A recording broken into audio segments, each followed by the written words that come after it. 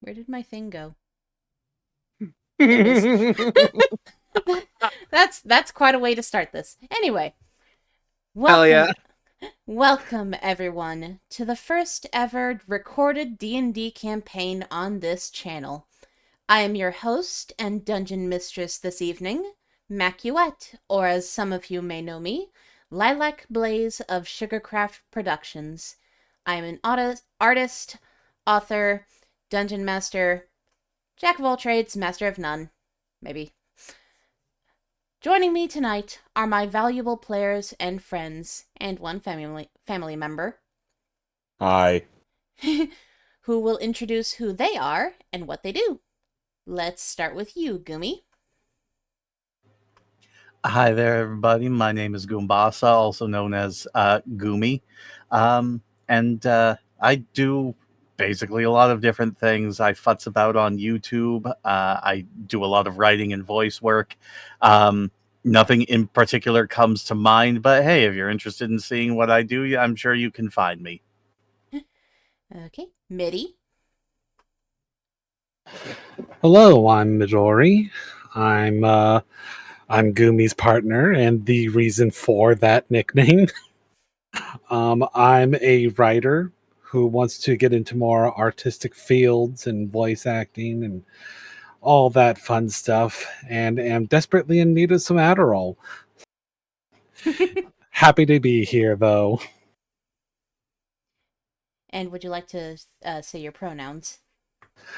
Yes, I was going to, but then I forgot to. See, that's why I need the Adderall.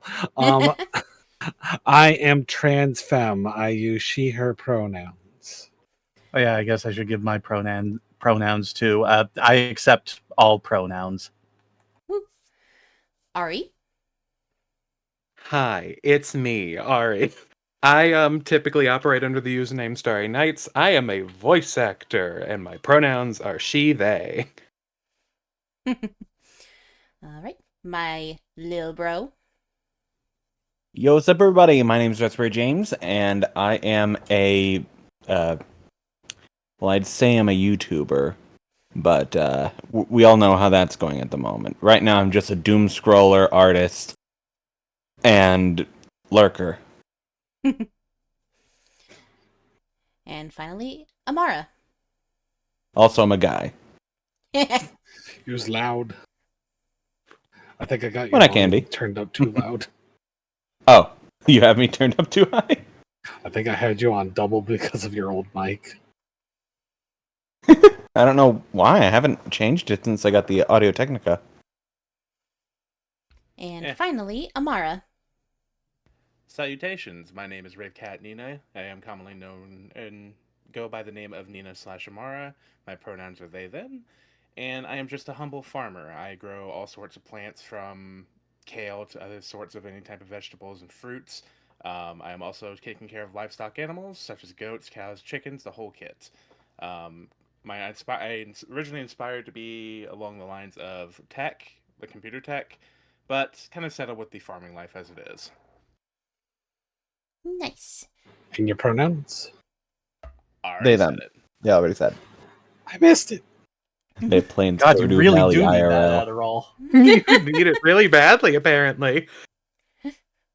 Now, with that established, let's begin the first session of this new, well-awaited campaign, Rise from the Abyss.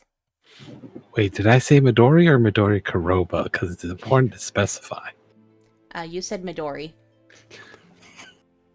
Damn, now they'll never find you. Damn, that's crazy. Anyway. Welcome to the world of Acheron. Here, the supercontinents of old have been split and torn by divine war over 600 years ago, a war that emaciated the world and thrust it into a realm of chaos and disorder. The continent our story begins on is known as Abyssia, one of the continents that has very much adapted to the ever-changing chaos of the world, where history itself writes and rewrites itself, and gods are born seemingly on a whim with little warning. In the year 623 PGD, that is post Great Divide, we start our tale in the fishing town of North Hollow, which is also a major port town for the continent, where ships on both air and sea come in and go out to bring goods and people to the continent and act as a major hub of international trade. Within the town, on a small island just off the coast, sits a large manor house where the mayor of the town lives and has been housing you all. Now, on this day of Anaya 4th, you all are about to embark on an adventure that may change this entire nation as you know it, hopefully for the better. You all have been staying about a couple days, some of you longer. Of course, for two of you, you arrived just yesterday on an airship taking you from your homeland known as the Isle of Ash. So, waking up in your luxurious room, Mishpa, would you like to describe your character as she wakes up? Rising up from underneath the sheets of a very generously proportioned bed is a large, long-bodied snake woman, primarily black with red scales and a silvery white underbelly. As she pulls herself up to her height and starts to stretch, anyone who could see her would probably guess that standing height, she's probably around 7 to 7.5 feet tall, but from tip to tail, it's more like 15 feet, as a majority of her snake body trails behind her. She she looks incredibly well rested now, but also very, very sleepy as she pulls herself off of the bed. It's too soft. I need to get some rocks for underneath that mattress.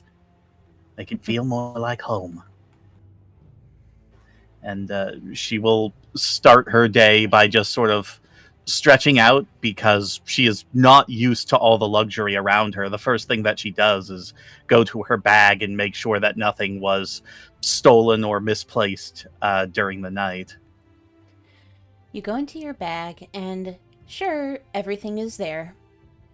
Nothing is misplaced, nothing has been stolen, everything is as it should be.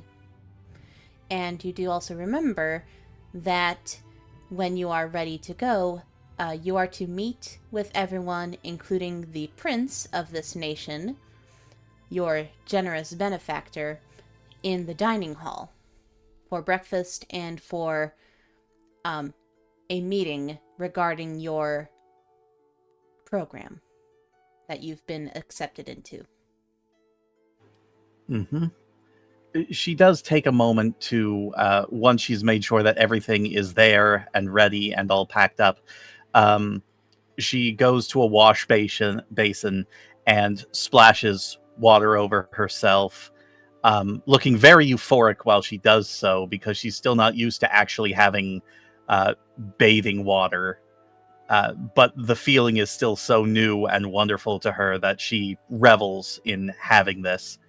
And then she takes up her backpack, her bedroll, her various weapons, and stops to observe her great sword one more time, just sort of running her palm over the side of the blade. It still looks really rough, but since coming to this place, she has managed to, at the very least, get it properly sharpened and oiled, so it does not look like it was buried in a stone for 1,000 years anymore.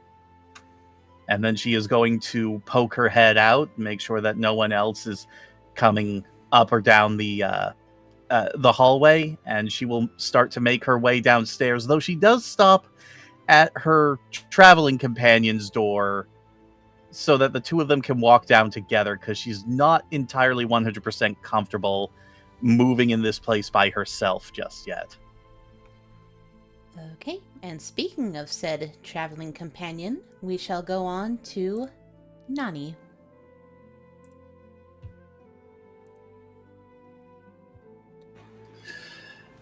in the room, there is a hunched over horsewoman with black fur, her face painted to look like a skull, and her mane a vibrant shade of orange.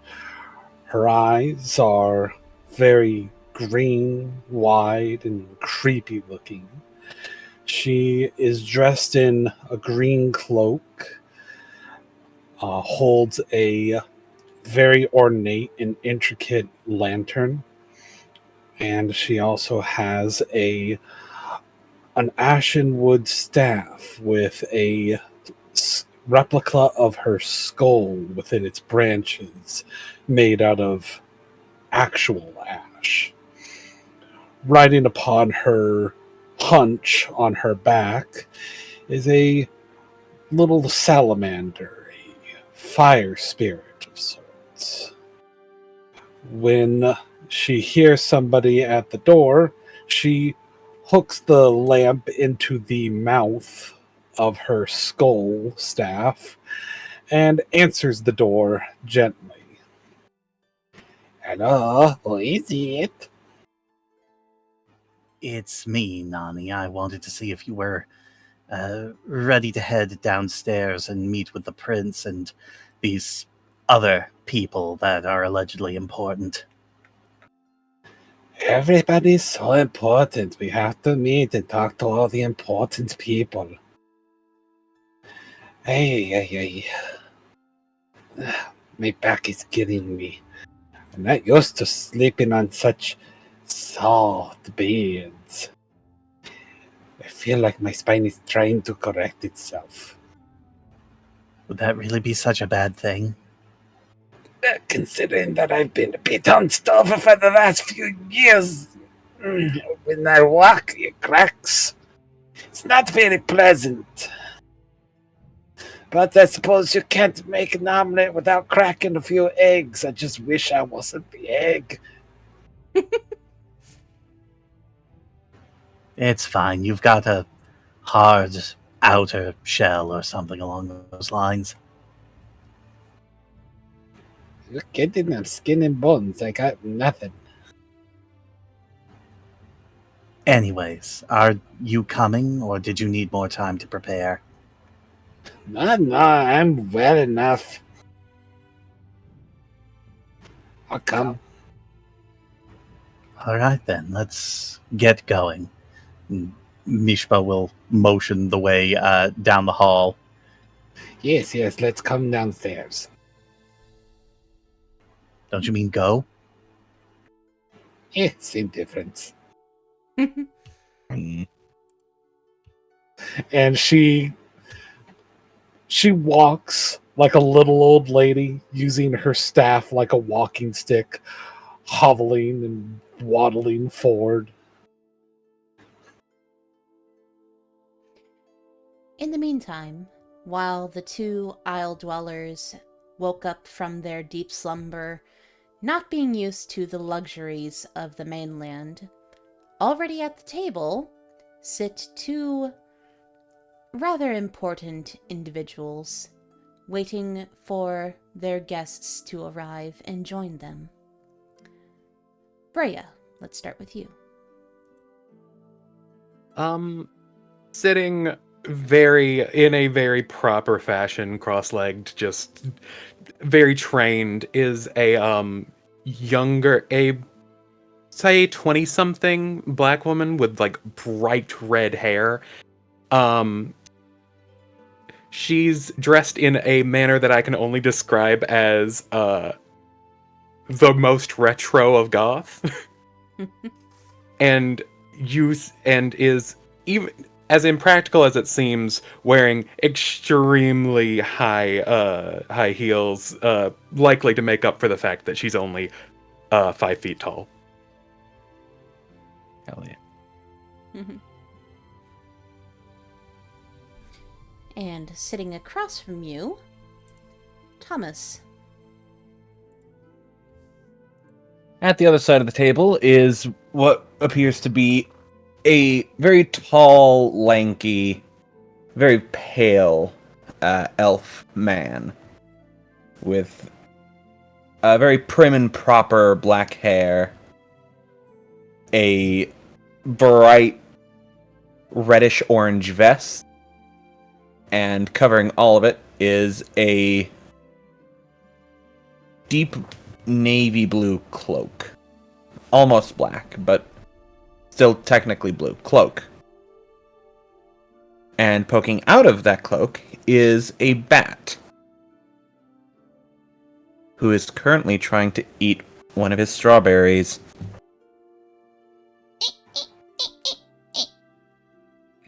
I said you can have some later.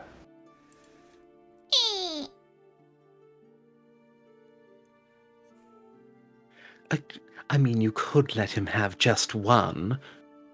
Well, if I let him have one, then they're all going to want one. And it's not their feeding time yet. You hear all the bats start to chitter inside. Yes, of course. Who am I to mess with your structured schedule?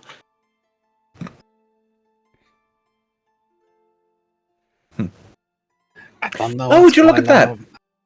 It looks like our friends have arrived. Oh.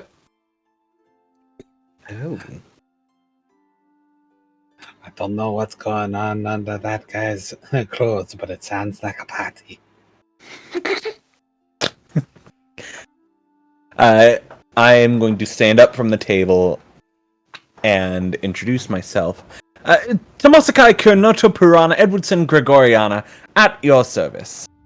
Alright. Breia gets up and follows. Nani looks around and she's like, "Okay, that was a lot of names. Where are they all?"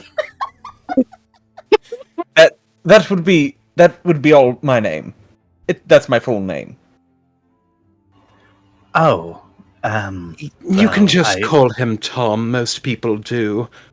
Thomas. I I do. Yes. I am called Mishpa. It is quite nice to meet you, Mr. Tomato. Just Thomas Gregor will do. Breia loves this, to be clear. As you say, Mr. Tomato Grape. We'll work on that. Well, I am Breia Silkwarden. A bit easier to remember, I would think. I should say so, Lady Silkwarden. A pleasure to meet you both. I take it you are the two who are going to be in charge of the two of us during this little experiment?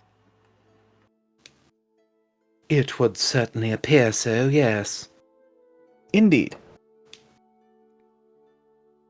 And what about you, miss? What would be your name? Oh, my name is Nantosueta Carrington Banana Fano for Farrington the Third. But you can call me Nani. See? Simple. Hey. Nani the Nightmare. And this little thing, she grabs the little salamander on her back and holds him out like he's a squeaky toy. This is Mr. Burns. Isn't he adorable? It's like he's always on fire, but he doesn't burn my hand. You see Well, it's Mr. certainly Burns. nice to... You see Mr. Burns's tongue kind of lop over the side of his mouth. Well, it's nice to see a fellow pet owner. Back to your pet. She gently places him back on her back.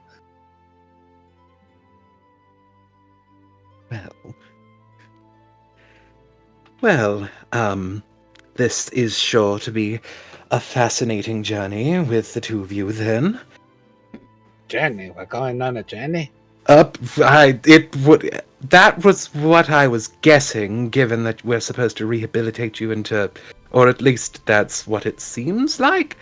Oh, cool. So you'll have a place for rehabilitation, and we're going to go on some sort of happy-go-lucky pilgrimage to that place, yes?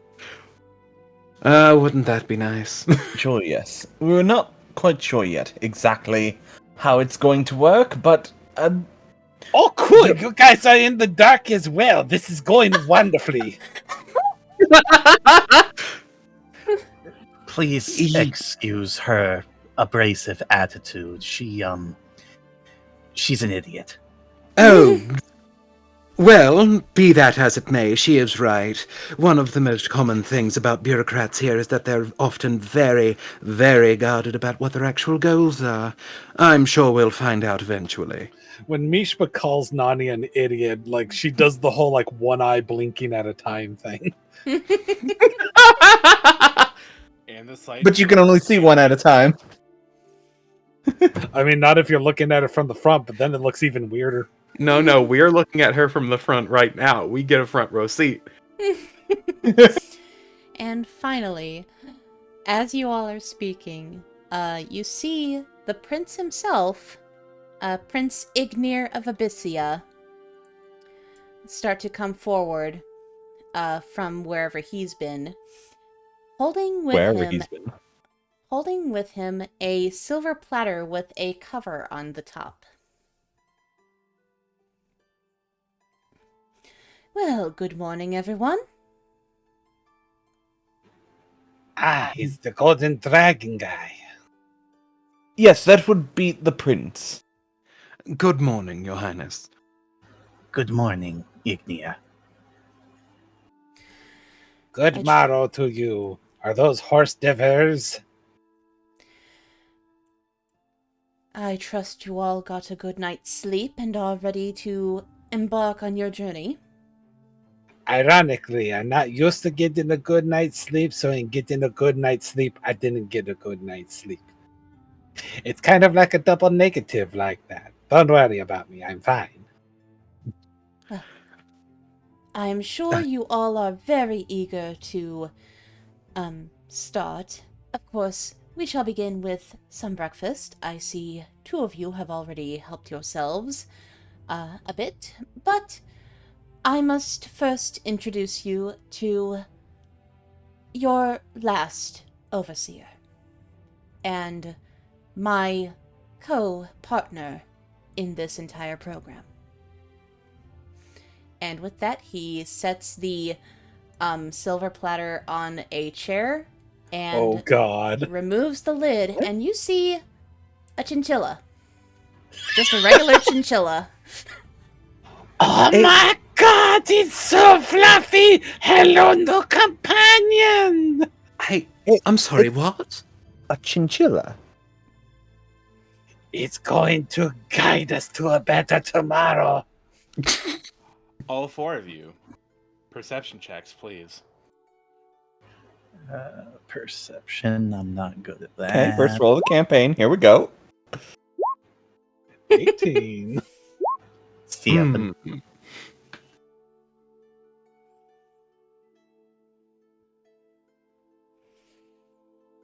15. Stop Yeah, GM rolling. roll. Oh. Oops.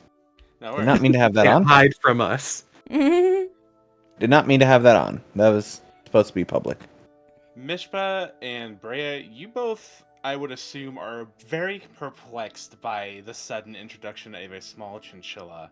So you don't really notice much besides the fact that it's a ash gray chinchilla. Nani and Tomas, however, as the chinchilla opens its eyes, you notice that the eyes are pitch black with amber hues. This isn't an ordinary chinchilla, is it? Demonic chinchilla. I'm sorry, what? I would certainly hope not, coming from the prince. Mishpa kind of squints for a moment before she just reaches down and plucks it off of the plate and starts to just hold it in front of her face. Alright, hold on. Maybe it's a bad idea to let the snake lady hold the small rodent? What are you implying? I am not implying anything.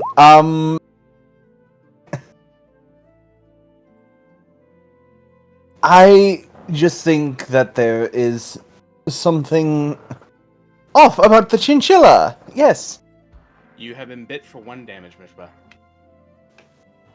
She kind of hisses, but she takes the hit, but she does not let go. Look, you're upsetting the demonic chinchilla. Put it down. I will put it down when I get some explanation as to who or what it is.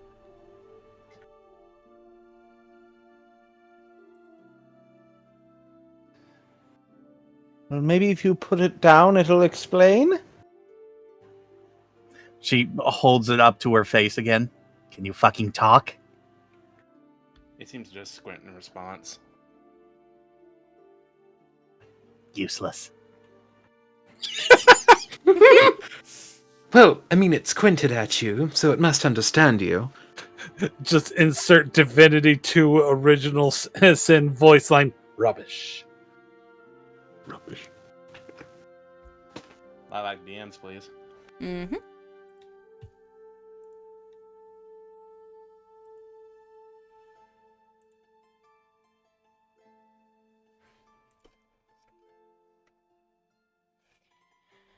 Oh, right. I think you've had your fun, the prince says.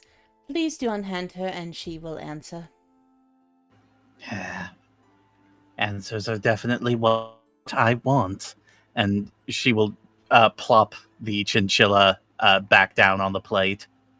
And as you do so, the chinchilla begins to glow softly and begins to grow and grow until it reaches about a good 3 to 4 feet, roughly, until it settles down and reveals that it was, in fact, a person that was shapeshifted into the small thing. And you ready? Ready? Chinchilla person! You are greeted, as stated prior, with an ash gray anthropomorphic chinchilla with deep black hair, ash gray fur, dark sclera eyes with an amber hue piercing through them, adorned in some very, very well fitted letters and equipment. You see daggers laced across her chest, a skull pendant around her neck, along with a little cloud with a musical note around her throat. And she does give a small, respectful bow. Now that is interesting. Breia bows back. Bravo, little one. And what would your name be? She will glance up to the prince. Her name is Lafayette. Oh, well, better to meet you, Lafayette. I've never seen anything like you before. I like it. Oh, trust me, I'm sure there are lots of things you'll find that we haven't seen before. She is what is called an animus, which is an anthropomorphic animal. Essentially, they come from a land known as Vitalia, a land where, through mysterious means, animals and other beasts on there go through a sort of awakening where they gain sentience, and after some time go through a metamorphosis to make themselves humanoid. That is the greatest story I've ever heard. Can she not speak? She will stare for just a moment before shaking her head. And she will begin to make symbols with her hands. Does anyone speak sign language here? I do not. Nope. I believe this came up a long time ago. It was did. mentioned. Mishpa and Nani, you did take sign language. Oh, I did, yeah. I just never put it in my list. Who the fuck is teaching sign language on the Isle? Wouldn't you like to know? You think there are no deaf people on the island? Just none? I don't know. There we go.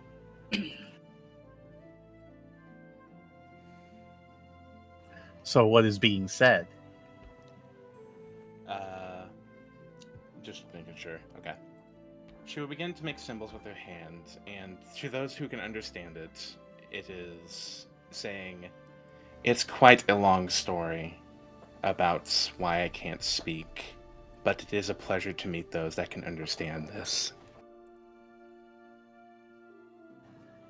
After a moment, Mishpa will raise up her own hands, and it's clumsy, but she does respond in sign language in kind, and it's more simplistic. But you can obviously understand that she is saying, "It's nice to meet you as well. I'm sorry I picked you up." She'll study the hand movements closely, acknowledging that it is a little bit shaky and simplistic, but she will give an approving nod towards you, saying, more or less saying it's fine. And then she will look towards Tomas and Breia, who seem to be, I would assume, confused. Very. Okay. Nani signals to Lafayette. She signals, "Do you want me to translate for you?" And her hand motions are a lot more fluid and natural. She's been practicing similar hand gestures for somatic components for magic. Mm-hmm. She will respond with, if that is what you desire. Okay, so first of all, Lafayette communicates via sign language, so you're going to need a translator, which can be either me or Mishpa, apparently. All right, that was the part I had made sense of, yes. Mm-hmm. Okay, so is there anything that you want to say to the pointy-eared people, Lafayette? So respectful. You also have pointy ears. Never mind.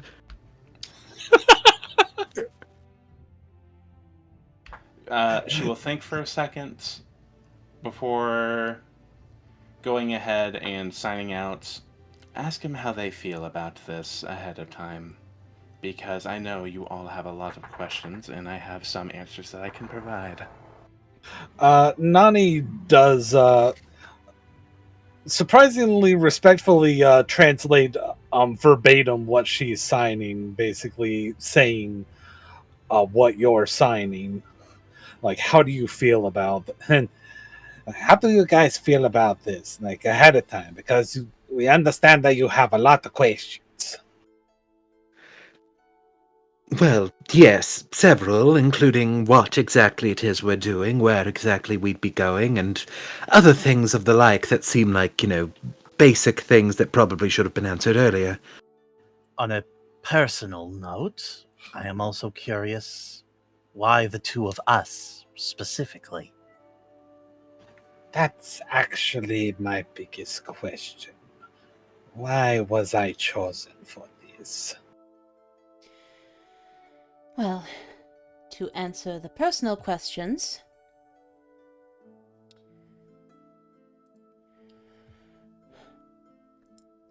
I wanted to give the Isle Dwellers the best chance of success by showing the best example of what could be.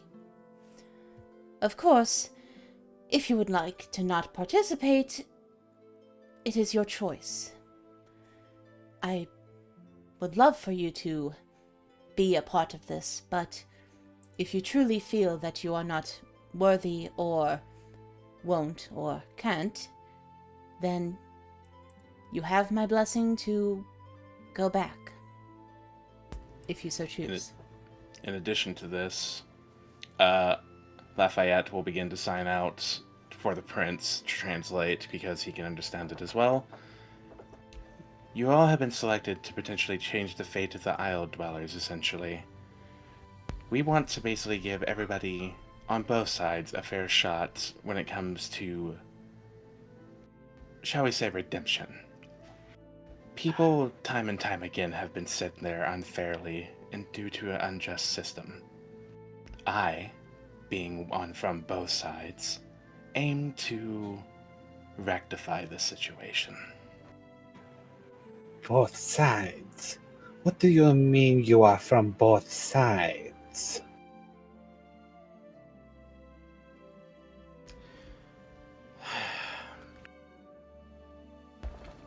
Like I said, it's a very long story. Well, I appreciate you guys answering, as vague as it was. Essentially, Listen, Sorry, go ahead. okay. Essentially, the goal of this program is to basically restore balance to things. I get that. I understand. Thank you very much for what you're trying to do. We do appreciate it. Why me? Because you're unique. Unique? What's so unique about me? I mean, aside from the Several fact that I'm a things. horse. I was gonna say, yeah. Yeah, just under my breath, just several things, I'd imagine. Your Twitch from Lafayette. Nani, if you want to go back to the island, feel free. But I just tasted lemon bread for the first time yesterday. I'm not leaving this behind now. And it wouldn't be just for you. It would be for all the isle dwellers who have been suffering. I'm not going to go back to the island and disappoint everybody who's relying on me. I just want to understand. Relying on you. I'm not special. At least I don't think that I am. Like, if anybody deserved to be here, it would be Opaleaf. That ball of sunshine could totally probably show everybody here on the mainland that we're not bad people. But look at me. I'm a monster. Lafayette kind of just motions to herself and then proceeds to point at Mishpa. Shrugs. What? Oh, you're not a monster. You're a chinchilla. You're adorable. You also look like you could stab me in my sleep, but you're still adorable. And, She lost and, the last part. and Mishpa, well, Choose your next words very carefully. She's a Mishpa, lot more threatening than I thought she'd be. Mishpa, I understand her people have a very long history and with the mainland, and I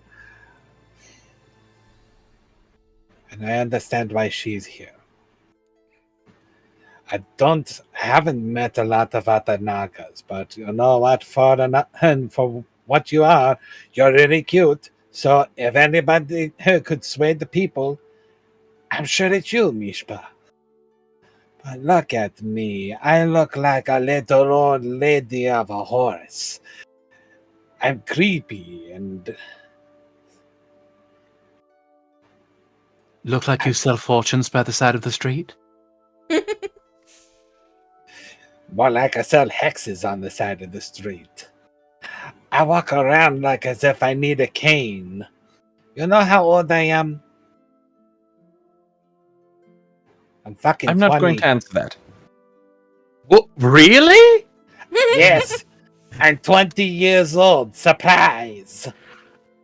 Oh, God. This is what living on the island does to you. And this is what spending most hours of every waking day hunched over a desk does to your back. Well, that second part seems optional, but I'm with you there.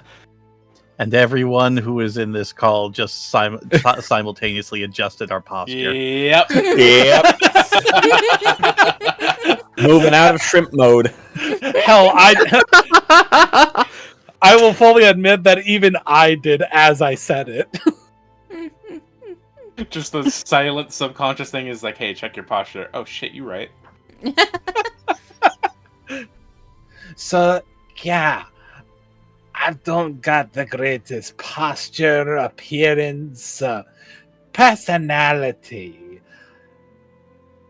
So, are you saying that only ugly people should stay on the island? No. Just because you aren't aesthetically pleasing, that automatically means that you're a bad person? Oh, I see what you're doing here. You trust me because I'm ugly, so that I can show everybody it's what's on the inside that counts. If that's the way you choose to interpret it. My insides are bones. You just see Lafayette just bring 2 fingers through her fucking eyes and just pinches the bridge of her, like the bridge between them, like, oh god. Nani. Look, I don't have a lot of self-confidence if that wasn't obvious. Listen to me, Nani. If they are willing to give a Naga another chance, I would say that you are far, far more likely to make a good impression than I am. I don't know how good of an impression a fallen angel's daughter is going to be capable of.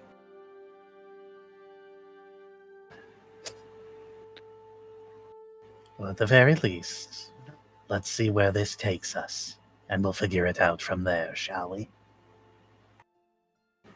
I suppose. Well, if you need somebody to watch something or somebody stabbed, I'm your girl. As for your other question, what you will be doing? Well, for starters, we're going to start you out very simple. You will stay here in the town of North Hollow for a time, helping out the town people with whatever they need. There is a quest board that should help direct you with anything in the center of the town. After that, we shall see how it goes, but the next step would be assigning you to the Adventurers Guild in Padina. So we are not acting under any sort of direct authority of the crown? Not necessarily. The only authority you will be directed under is me. But you have a crown.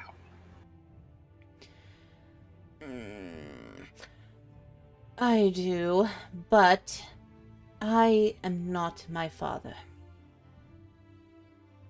Oh, I'm not going to unpack that right now. You just see a thumbs up from Amelia. Amelia? Huh? His name is Amelia. Sorry, I let that slip. Whoops. You blew it. It happened. And we pretend we heard nothing. It happens. God damn it, It always happens, no matter what session it is. Names are always the biggest hurdle in any campaign. It will always happen. It's need to be Emily all clear. over again. It really is. I want to be clear, that was the one thing that I've known the entire time. If inadvertently. That's fair. Okay, so we help out the people around the town so that we're nice and whatnot. But there's 2 people that are still kind of in the dark somewhat here. Tomas and Breia. Why have you been chosen to be overseers? Whatever that means. Essentially, they are to serve as role models of sorts. Oh boy. Oh. I don't know if I like that phrasing, but I suppose that makes sense. They are So- here to guide you and help you adjust to living on the mainland. Okay, so all we got to do is act like them, and we'll fit right in amongst the status quo society. Oh boy. Oh boy! It'll be a good place to start, at least. Well, you know what that means. don't you? Yeah. You have to stand up straight now. You hear bones cracking as she slowly creaks and stands at her full height, which is just a few inches taller, but like without the hunch as much. Mr. Burns signs off your Just hunch. Mr. Burns. Yeah. I'm imagining he's like dangling off of my like hood of my cloak. You see a moment of genuine concern for Mr. Burns. Nani uses her stick to like reach back there and lift him by the tushy up into her hood. He curls up inside. There, now you're safe. All right, I'm already halfway to society. Here we go. Oof.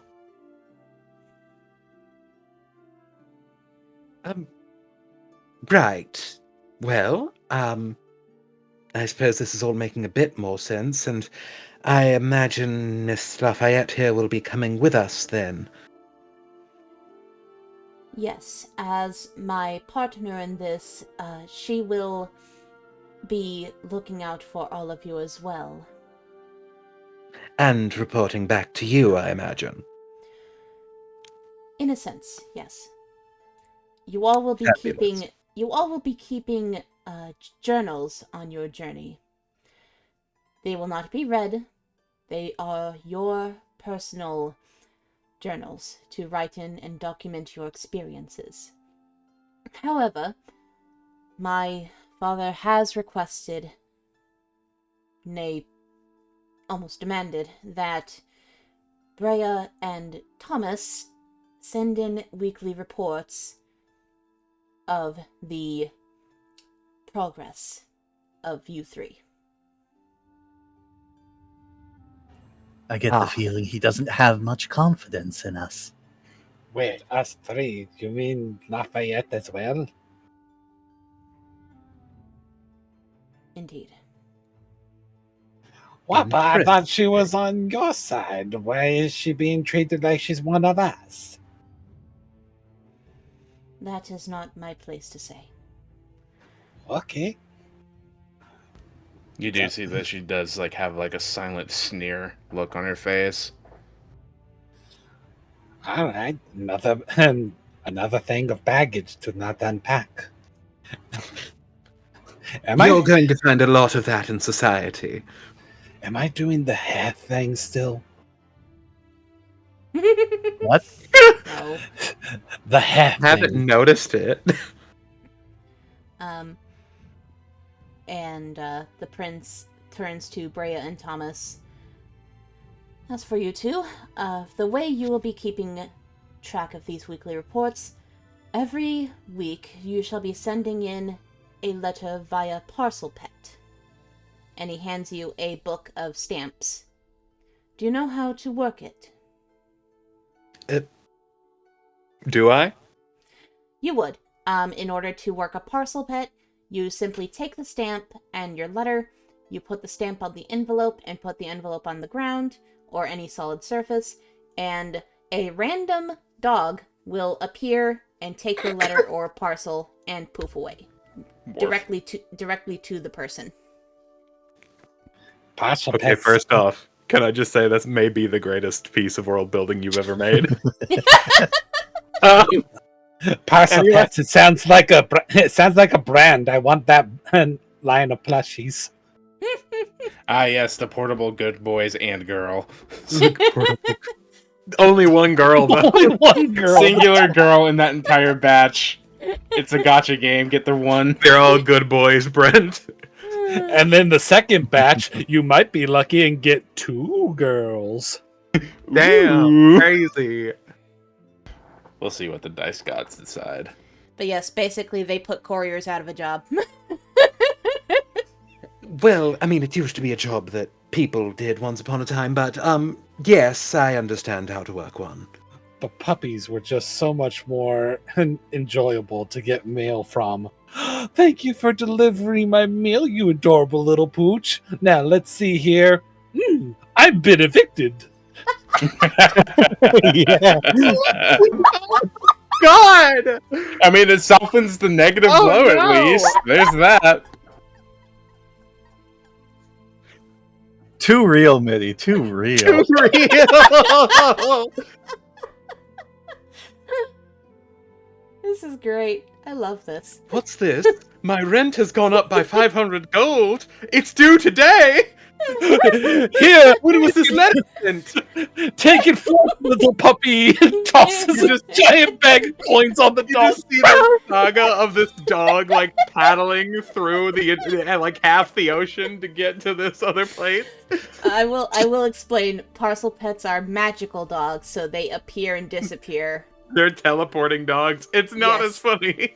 Yes, they're teleporting. Oh, cool. Okay, so it's that just makes it adorable, not terrible. that makes it all the funnier when I toss the bag of 500 gold on top of the puppy, squish it, and it just disappears. Oh God! Also, where are you getting 500 gold? Gotta pay my rent somehow. She gets it by selling fortunes on the side of the road. How do X's, thank you. I get 500 gold? That's the neat part. You don't. Which sleigh? It's a glorified eviction notice. Anyway, Oh my god. you all can sit down to breakfast now and have your conversations, if there are any left to have. Fabulous. But yes, I if will you s- thought the lemon bread was good, you should try the orange bread. Why? The, Look, every I once in a mean- while, you got to bring back something. the She- reference has She gotta come turns to you. She turns to you and grabs you by the scruff of the shirt and pulls you dangerously close to her snout. You're telling me you can put other kinds of fruit in bread? back. Theoretically, yes? you can do whatever you want. Give me that bread. I'm sure I can have one of the prince's people make some orange bread. Nani slowly slides in over your other shoulder, getting uncomfortably close to you with her side eye, and she says, "What about nut loaf? I want pistachios." You know, now that I think Breia about it, I think sits that's in- also a thing. She sits in the opposite chair, fingers steepled, loving this. Lafayette just watches very entertained. Breia, could you grab one of the prince's chefs or bakers for me? And Yes, I've had a few conversations with them already. I know where they are.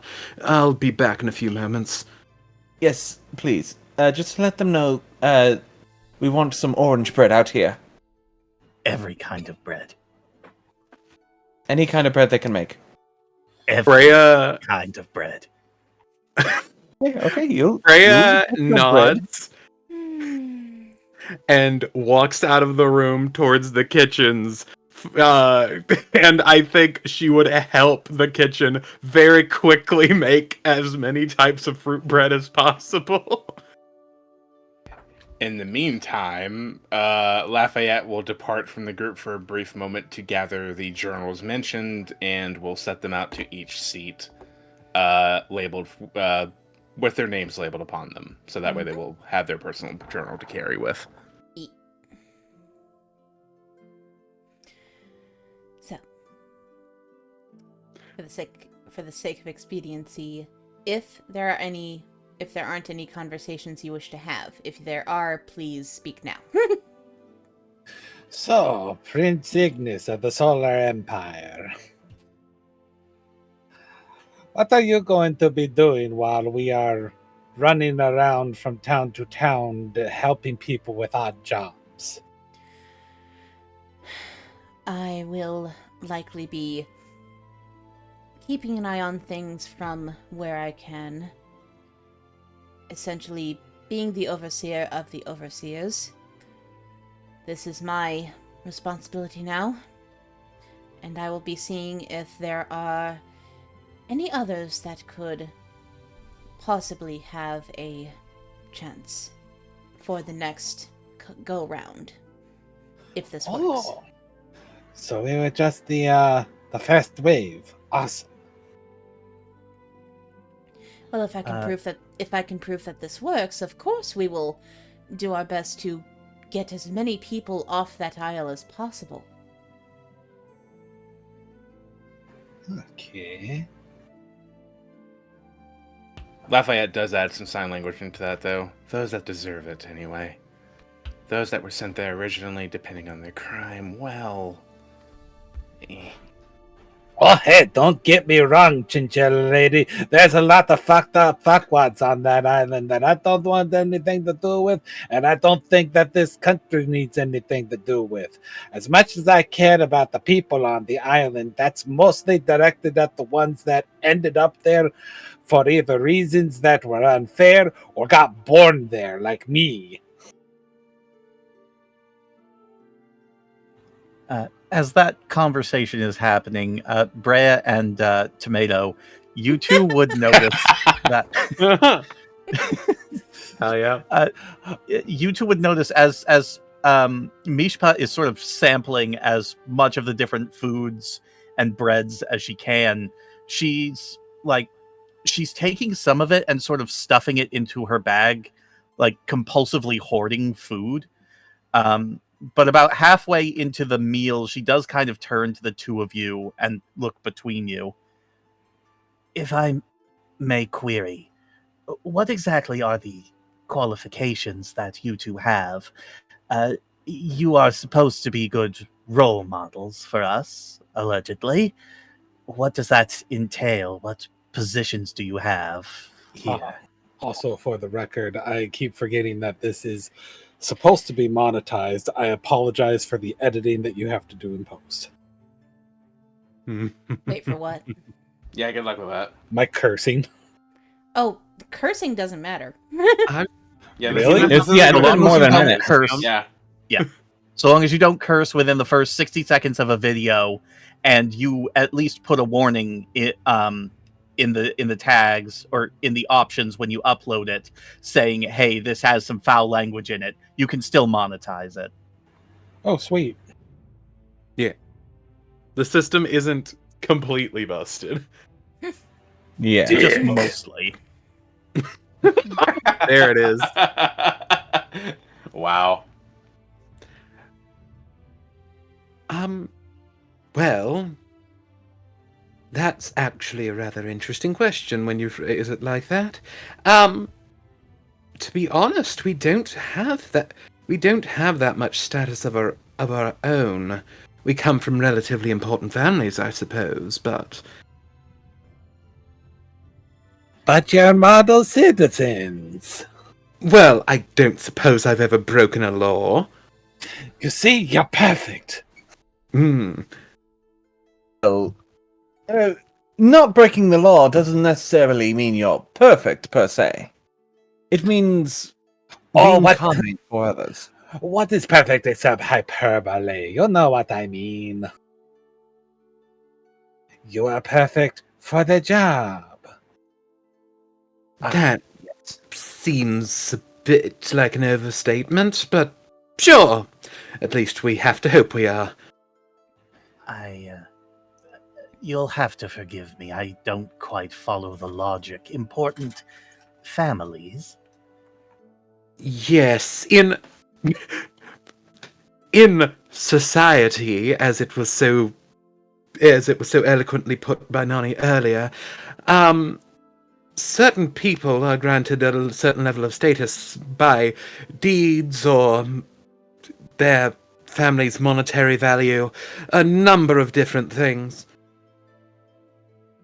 So what you're saying is, if I do good deeds and make a lot of money, then I can rise in society. Well, mostly the second thing, but yes. Okay, screw good deeds. Lots of money coming up. A lot of people who have status actually commit very bad deeds, but you're not really supposed to do that, and no one really is, like, absolutely sure that they happened. Anyway, that's not the important part. The important part is, the faster way is to do extremely good deeds, get really popular, and then, have everyone recognize you as a hero. Okay, well, what's an extremely good deed then that will get us recognized as heroes? I don't... Well, it's hard to think of an individual example. Save an orphanage from burning or something. Okay, sure. Where's the nearest orphanage? No. Why did you say that? No. Look, what we're trying to say is, we're heading to the quest board that the prince had mentioned. And that one will tell us where the nearest orphanage that is on fire is. Not the orphanage. She was just using that as an example. Okay. Things Sorry. that would be on the quest board would be, say, gathering some things for someone, or dealing with a certain enemy that has been terrorizing a town, per se. Oh, enemy. Things like that. You have I can enemies. handle that. I do have one more small follow-up question to something that was brought up earlier. What's money? It's how we obtain services and things of the like. It's typically a coin of some kind, which is a small piece of metal in a miscellaneous shape, that we hand over to people who do to do things for us, to give us things. Don't worry, I got this. As an example, Lafayette will pull out a gold coin and show it to the table. That's what I was about And to then do. tap that, yeah. Mishpa takes it for a moment and examines it, kind of squints at it for a second before she places it back down. So you barter with shitty metal? Oh, That is the system we've decided on, yes. yes. Can't It's even make a good blade out of this. What worth does this have? I can't eat it. I can't drink it. think of it as a sort of IOU of sorts. That's what it originally started as way back when. Don't worry, I got this. Mishpa, people on the mainland like really shiny metals and rocks, but this is a very popular shiny metal because it can conduct electricity. Well, except for that last part, that's actually exactly it. It's rare enough to be valuable. Value in society is usually stated by rarity, i.e., like, if there's only 2 of something, then it's worth a lot, but if there's 1,000,000 of something, then it's worth basically nothing. Yes. You see Mishpa lean forward a bit, and like the look on her face says, I am trying so hard to understand what is being told to me right now, but it hurts so much. all you have to know is that we have 4 different coin types, and if you collect enough of them, you can trade them in with certain people for goods and services. Wait, I thought there were 5 different coin types. There are We 4. don't use those anymore. Well, I have my village's entire fortune that they saved from their lives on the mainland, so I'm surely going to make it big here on the mainland. And she opens up a coin pouch and she pours out 5 gold coins. Look at that fortune. There's only 5 of them, so you know it's worth a lot. Yes. It's how many everyone has collectively, I think. Ow, fuck! Yes. It depends on how many the entire society has. But, to be if fair, everyone those are worth quite a bit. True, yes. Yes! It will be able to afford you some decent food and shelter, at least for a little while. So then, I suppose that means I'm doing all right then. And she sets down a small pouch of her own and opens it up to reveal that she is carrying about 15 gold coins. Yes, that's quite nice. Damn, she's better than me. You also I mean, hear this- Breia whisper, "Damn, she's better than me." Well, I mean, this was known, Nani. I'm just built different than you, that's all. Yeah? Well, how about that come over there and I can't come over there. I can't move. Do you My back need to, like, is you need to like hunch back over or something? Could somebody, like, I don't know, that smack the back of my head or something? Like, give me the lean forward again. I can't move. Lafayette just moves around the table and just with one hefty whack on the top of your back. There is a loud and she just, oh, yeah. Oh, okay, I can move again. She flops. So all you really need to know right now is we are going to take a look at this quest board that they have in the middle of town, and we're going to go on quests to do good deeds. And while usually there is a monetary incentive in these, recognition is also probably going to be a big incentive. At least for you two. Mr. Burns, mourn me. Thank you, Mr. Burns. Lafayette will begin to make sign language towards Mishpa. Are you perhaps interested in learning some education about the modern society here? Would that be of any aid to you? I am, yes. I'm mostly related to the history as it relates to my people, but I think learning the general history of this place would be a good start. She will then point towards the two and then tap Nani to translate for her. Would you two perhaps be interested in learning sign language for the day before we depart? That would also might help you in the long run. Was that directed at me or? It's implied that you're translating for her. Yes. Yeah. She does translate that from the floor. Would you guys perhaps be interested in learning sign language for convenience? Yes, that I seems wouldn't like mind, a yes. reasonable course of action. Cool. I'm gonna roll. I'm kind of turtling down here right now. I'll get up in a moment. Just uses her paw to like push you onto your side. Okay. I got my extra leg here. She will then begin to conduct sign language, this time for Mishpa to translate, as Nani is currently crippled turtle on the floor. Then today will be a learning day. It will be more beneficial for both sides to have a better understanding of what they're getting into, and for it would also help to be able to understand each other successfully.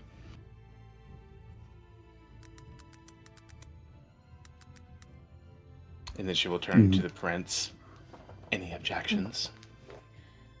I do not have any objections. It would be very useful.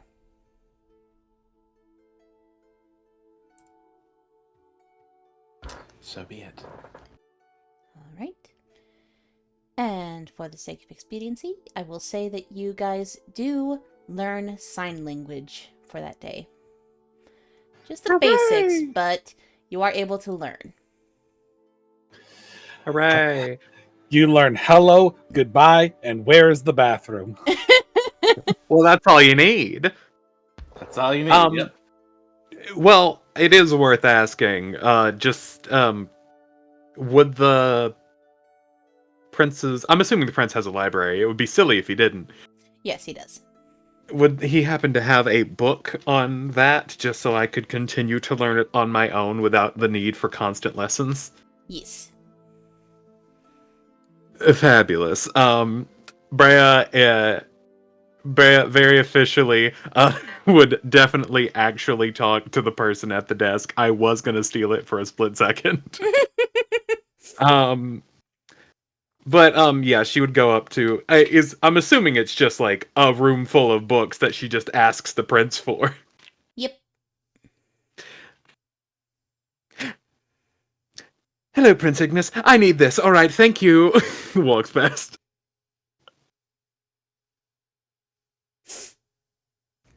Okay. Okay. Never give anyone any time to argue. First rule.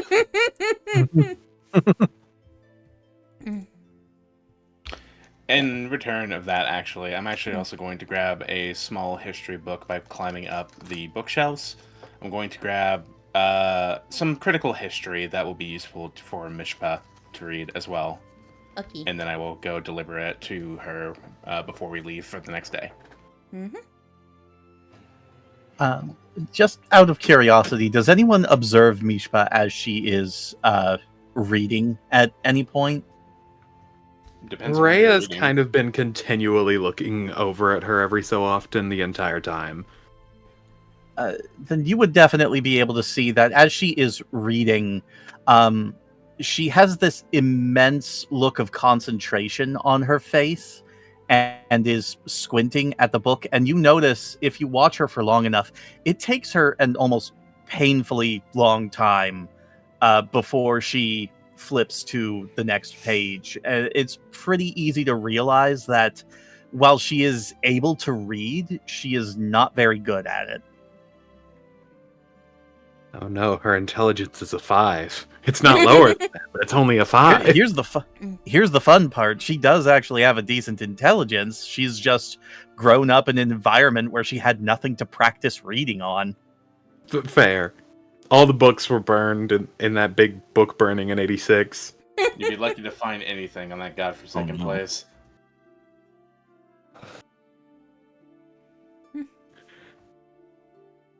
So, you guys take some time to gather what you need for your journey, because once you leave the manor, you ain't coming back. You're paying for your own lodging and food.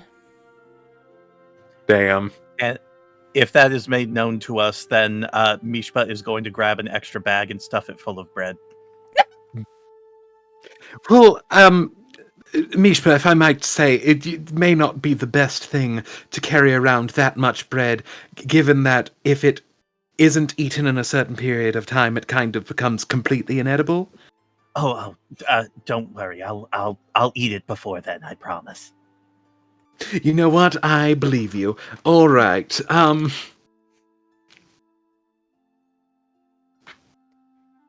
Breia takes less bread.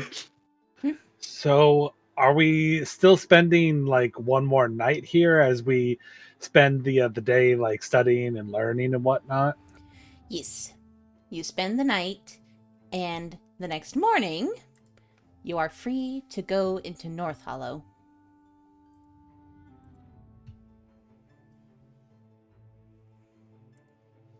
All right, everyone, let's get moving to our first quest. Should Alright. be fun.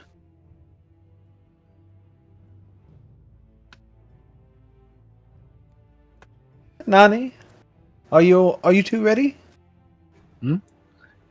Yes. I'm about as ready as I'll ever be. Let us go to the quest board and find some heroic deeds to commit. Nothing And- involving an orphanage. I feel like you've also got to stop using the word commit. It makes it sound worse. And Miss Lafayette, are you ready? What's wrong with committing to something? She is already outside winning. It's Ah, not so she's much already that. left. I feel like typically when we're talking about that kind of thing, great deeds are the kind of thing you do, and crimes are the kind of thing you commit. Anyway, Yes, let's get moving. So, you get to the dock where the helmsman will take you to the main town of North Hollow, and Amelia, you see Daryl. She will give Daryl a respectful bow as she normally does. Blaze. Hi. Lafayette. I know. Either or, tomato, tomato. It's at too this late point. now. It's been known. It's been known. Also DMs. Okay. God damn, that's a lot of DMs. From all of us?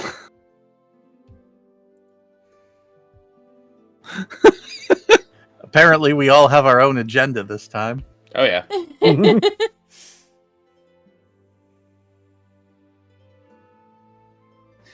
And to be fair, honestly, my initial idea was give the full name and title introduction. That was my intention to begin with, but it kind of lapsed my brain in the moment. Well, she's responded. I will also say, like, when we get on the boat, Nani will recognize this because it's the exact same thing that she did on the airship. Mishpa sort of drops down onto her stomach and crawls around with her arms, sort of propelling herself, staying as close to the floor as possible because she does not like the fact that the surface she is on is uneven right now and is sort of always tipping and swaying. It's kind of cute when she does that. I mean, I suppose I don't blame her for being uncomfortable on boats. They are kind of wobbly. Lafayette will go up towards Daryl and pull out a small map, and she will point directly where the main hub is, where the quest board is. He nods, and he takes you directly there. Going through the canals, past to the dock where he usually goes, getting you to the town square, the main town square, where the notice board is. And I get to move you over to somewhere. Wow. Yay, progress! A place. It's a boat. Hold on, let me clear up everybody's caricatures that I have up. Except for Lafayette. She's cute. She gets to stay in the corner.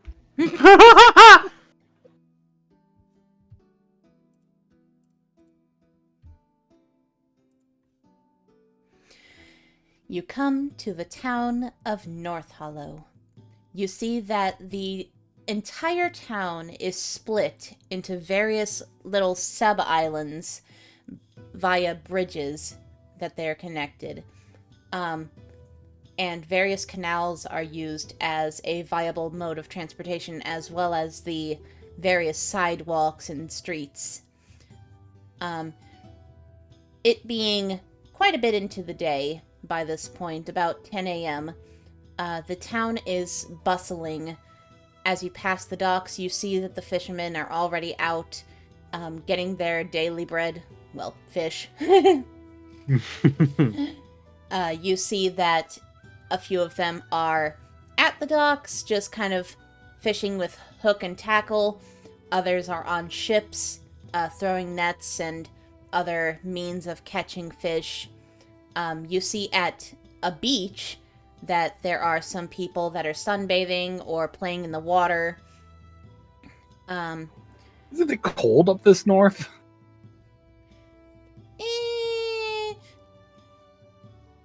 Not if you're used to it. Yeah. Not if you have fur sunbathing. Currently it is... One sec, let me check. I mean, it's currently 60-something degrees outside. Right. The Ania is like April. Yep. Look, Mishpa, that looks exactly like it does in my book. That's a fish. That's Do you very all nice. not have fish on the isle? There are zero animals on our island. It's a volcanic wasteland. There's no plants aside from ashwood trees, and Well, there are the bone eaters and the mushroom zombies, I suppose. Do they count? Hold on. Mushroom zombies. What? Do you happen to remember what those look like? Well, they look like deformed people that have purple mushrooms growing out of them. Would they happen to occur around, say, black toxic mushrooms that spew spores whenever you touch them and like cause everything around them to start rotting? Typically, yes. They're popular with corpses.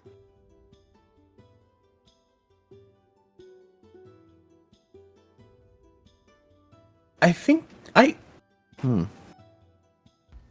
Nani puts a finger to, is it Thomas who's talking? Yes.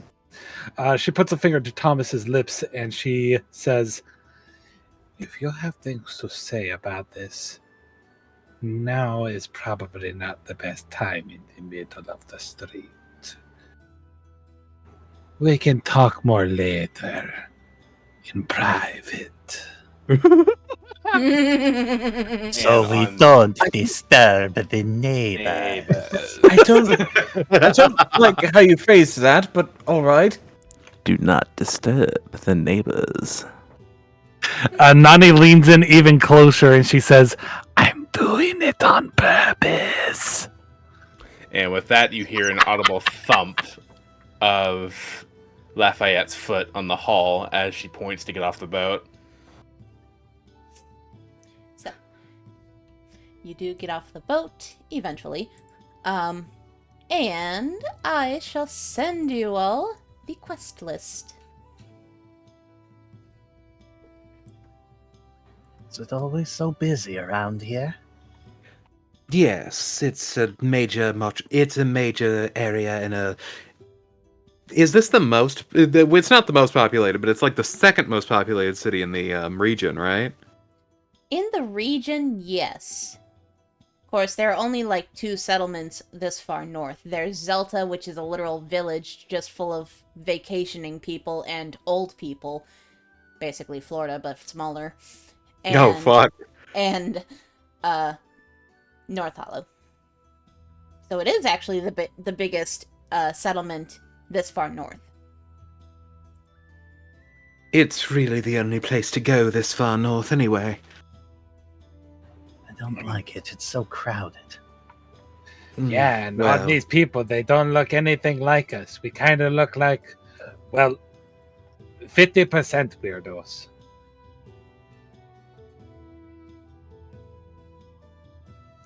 I actually would like to check for something. If I need to make a check for that, that's great.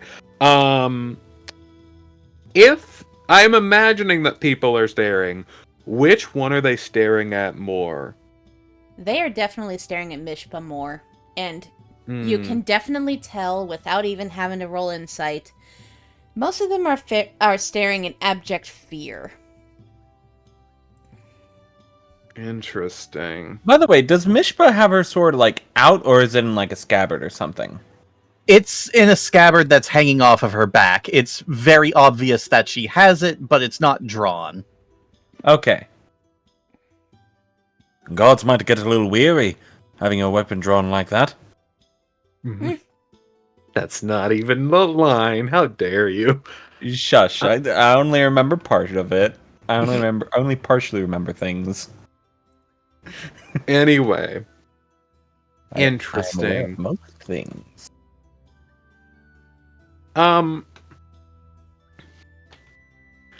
I do think that Breia would look at Nani then and say, well, despite your opinion of yourself, you seem not to be the one that people are the most concerned about. Yes, when the reason why they're concerned about is uncalled for, and they can all go fuck themselves. Well, of course, but still. If anybody messes with her, I got my eye on her back. I'll hit them with a glacius pharaoh. Not exactly the type of thing you want people to hear you say in public. Is she saying that loud enough for I me was to gonna. hear? Or like anybody knows what glacius pharaoh is.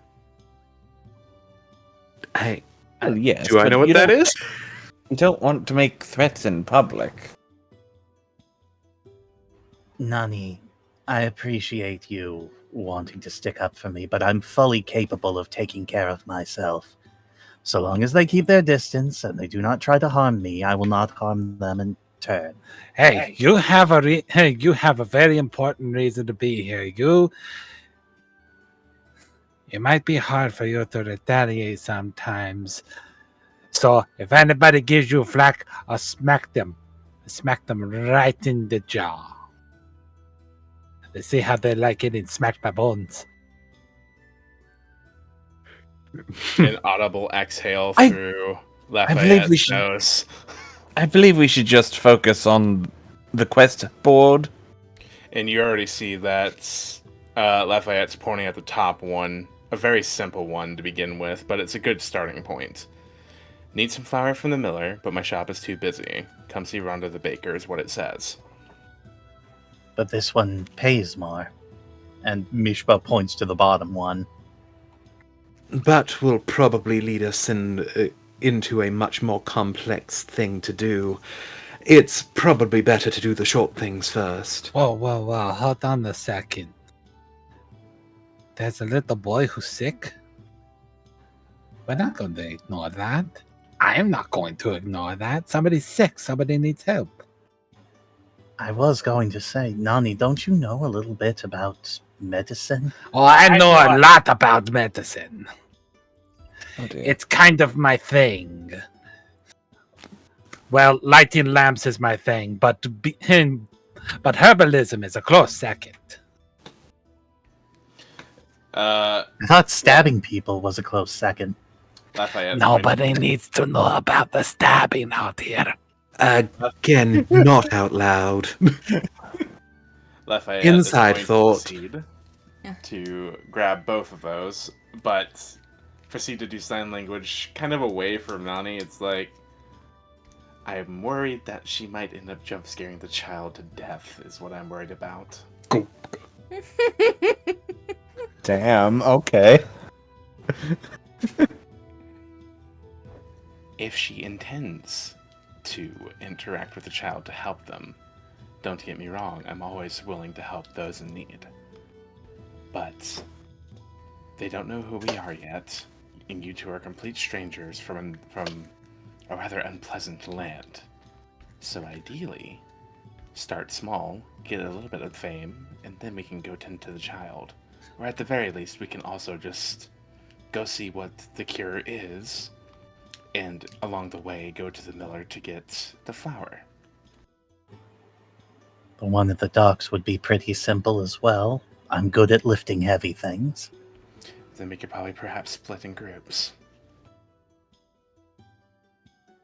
Of course, one will require an overseer. Right. I will say I'm not opposed to you splitting the party. That's what any DM would say. But I'm not fully on board for splitting up. But so long as each group has an overseer, I suppose it should be fine. Then we could either do this in two ways. Go as a whole group, or split up and take care of it separately. But if we wish to stick together, I'm all for that.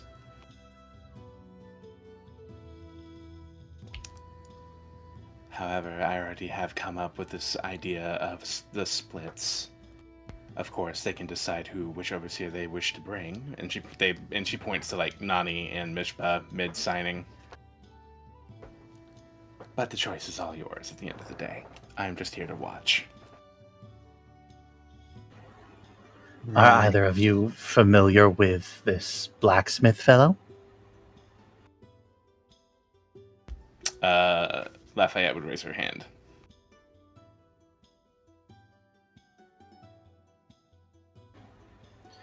All right, then. If you count as an overseer, would you be willing to accompany me there to get the order for iron? She would nod. Well, then I think that's taken care of. Then she would point 3 fingers split out to Tomas, Nani, and Breia, and close those fingers together, signaling that you 3 will be together. I'm assuming it's going to be very difficult to get you to go any direction except in the direction of the child. Am I right? Oh, how'd you know? Because you went on a rant for like 3 minutes. The child could die.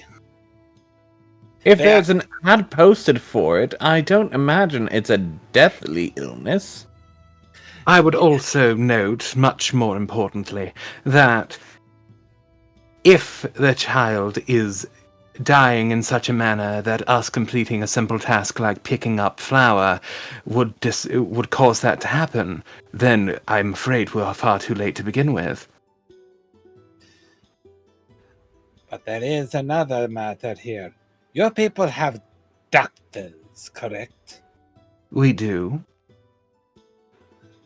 So why isn't the doctor helping this child? There are a couple of reasons. Either they couldn't afford the healthcare, or the thing they need to cure the illness is something that's quite rare. Stop. Wait a minute. Back it up a bit. Can't afford? What do you mean can't afford the doctor? The money thing we mentioned before isn't always a good thing. It can also result in people being unable to access things that they might need from time to time. She's offering 50 gold to help her son. How much does a doctor cost around here? Which, by the way, should be a thing that everybody should just have access to. I believe back in my hometown, I had to pay, what was it, 80? I believe it was 80 gold to get a friend of mine and her panther healed up.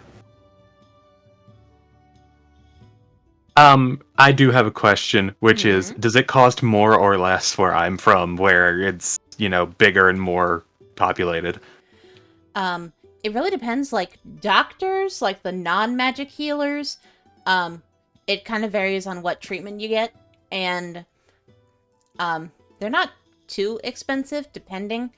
But the magic healers, the clergy, is considerably more expensive depending on the cost of the spell, especially if it has any material components. That's why you don't see people getting resurrected or revivified everywhere. Breia looks sad for like a second. Shit's expensive. It's very probable, then, that the child has some sort of magical illness or something that can only be resolved with magic. Magic requires multiple components, as I'm sure you're aware, and a lot of those are rare and difficult to come by. Which is why that we were suggesting that maybe we save that one for when we are all together as one unit. Because if it's a rare component, then we'll have to go search for it. Which typically means going into questionably dubious territory, such as maybe like a cave or something. And the last thing we want is to run into something malicious. Fine. As half a unit. Fine. I understand. Let us go take flour to the baker so that they can bake the bread. And then let's go help the child who potentially has a magical illness that desperately needs to be cured, that doctors will not cure because they're greedy bastards. I'm glad you've caught on to this so quickly. Yes, I think you're going to do great here. Alright, let's get moving. Go to the hospital. Well, I mean, Well, there are actually sick people in there, so regardless of the system, I feel like we shouldn't burn a place that has sick people in it. Okay, selectively burn corrupted doctors. Got it. Again, maybe we shouldn't talk I'm about not this going to- out in public. I'm not going to agree to that in public. Anyway, Let's go. Let's go get some bread. Let's get this bread. let's get this bread. Lafayette just stares with the most unamused face, like, oh, Christ. And then she will look at both you, Thomas and Breia, and kind of point at her eyes, and then points at Nani, saying basically, keep a very close eye on this one. You get a slightly more advanced version of basically, I imagine that's why you left two of us with her. Nod. Great. And then I suppose Breia will start walking in the direction of the baker. Okay. And Thomas will follow. Lafayette will give the quest paper to Thomas before they leave, so that way they know which direction to go, because it should provide directions to the area. Mm-hmm. Oh, yes. Thank you. Nods, and she'll take the paper for the docs, and also take the paper for the child, and give that a quick study, and then shares it with the others right quick, so that way they know where to meet up. Mm-hmm. Okie dokie.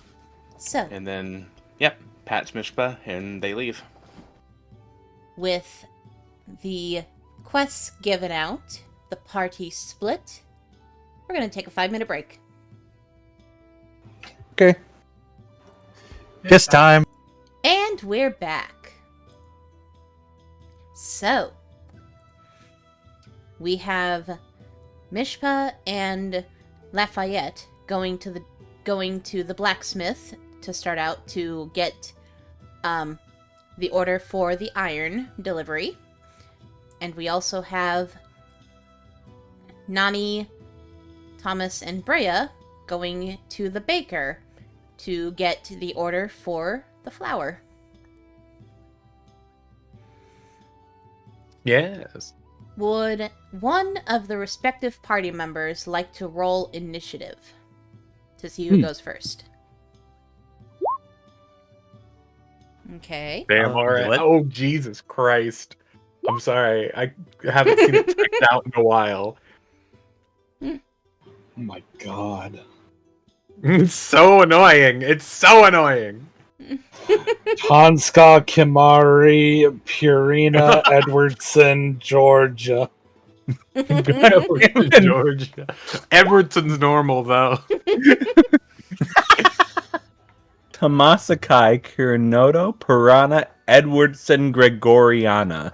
You want to Alright. tell them how long it took before you could say it consistently? Like a day? Tom You're saying it like Senpai, 40 times.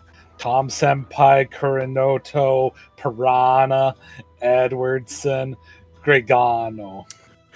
Your name Thomas was enough to Jefferson me. is in Georgia. Close enough. Alright, Tim, I'll see you later. So, No, that's the other guy. Mishpa and Lafayette. You go to the blacksmith, and you see a male lizard folk who is hammering away at what looks to be a sword on his anvil, wearing nothing but a white beater and some slacks with a dark belt. He is a bit sweaty from being near the forge for so long, and behind him at the bellows is a female dwarf who looks healthy with no beard and her short hair in a pixie cut. And she's wearing very simple clothes, and she also seems to be sweating her butt off since she is so close to the forge. Mm-hmm. when you enter near the blacksmith, the lizard folk looks up at you before setting his hammer aside. Howdy. Lafayette will bow. And she will approach the counter, looking back towards Mishpa. Mishpa. One second. Oh. Eula, go take your break. And with that, the dwarf nods before scurrying off to a back area.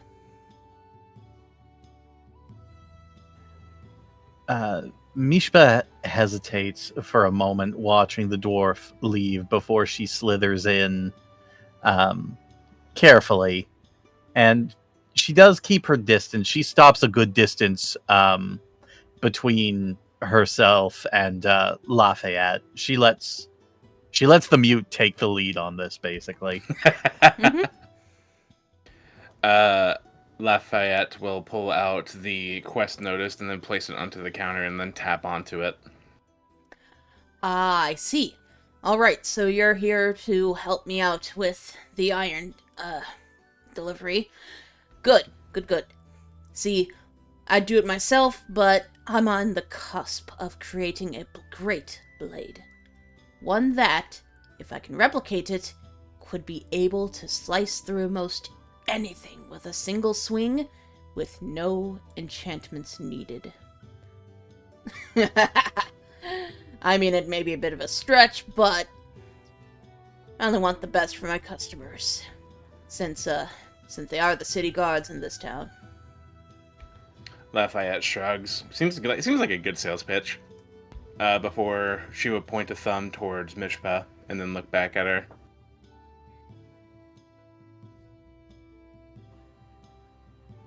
She nods her head and slithers a little bit closer. How much do you need, and where can we get it? My order should be ready at Dock 4. They'll know how much it is. I think it's about 3 cratefuls. Just talk to the dockmaster. He should guide you through. Very well, then. We'll have it back here as soon as we can. Good to know. Name's Edric, by the way. She will do sign language. Does he recognize it? He does. Okay. Can you understand this? Yep, sure can. I have a favor to ask you then when I return. Right then. And then she will turn towards Mishpa and sign language. Shall we? Yes. And Lafayette will begin to lead Mishpa to Dock 4. Alrighty. The way to the docks is uneventful, and if there's anything you'd like to discuss, you can feel free, or we can just skip to you going to the dock. That is entirely up to Mishpa. She follows in silence for a time before glancing at Lafayette. You weren't born on the island, were you?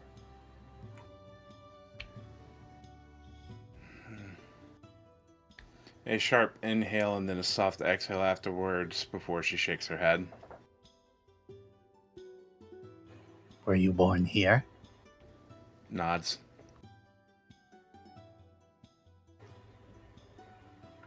And were you sent to the island? She'll pause for a second and then kind of side glance towards her. And she'll kind of tilt her head slightly. Please give me a persuasion check. Persuasion. 6. She will stare at you for a moment, kind of eye you up and down before she signs out.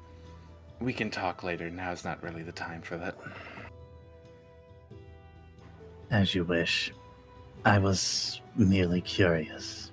This is the first time I've seen anything other than soot and ash and gray.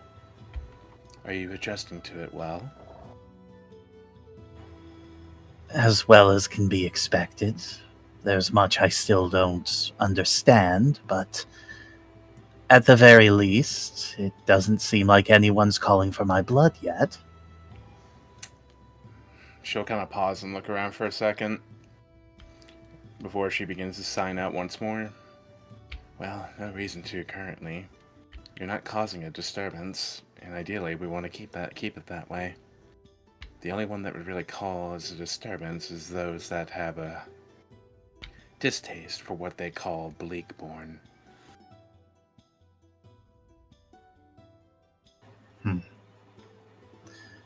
I'm willing to bet this is the first time a lot of them have actually seen a Naga in the flesh. Lafayette will nod. And then she'll look over towards Mishpa and sign out. First time I've ever seen one. Unique. I'm sorry you had to see such a poor example of my kind. She just kind of rolls her eye at that. And then she just signs out, trust me, I've seen far worse.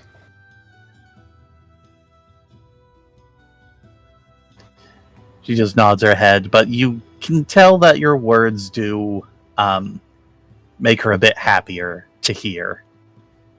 Mm-hmm. And they will continue their walk. Okay. You continue to walk to Dock 4, and when you arrive at the docks, you see an elderly elf man with round spectacles, who looks at you. Hello there! Are you picking up, or are you dropping off? Go ahead. Picking up the blacksmith's iron order. Ah, old Edric. You mean him go way back? If I could just tell the stories. Anyway. Yep. 3 carts over there, or 3 crates over there, and, I noticed you don't have a cart. How big are the crates? The crates themselves are about 5 feet by 5 feet. Okay, so not something I would be able to lift all 3 of. No. You can break your back trying and end up like Nani. Don't worry. We do have a cart that you can rent for 3 silver pieces. As long as it's returned by 4 days' end.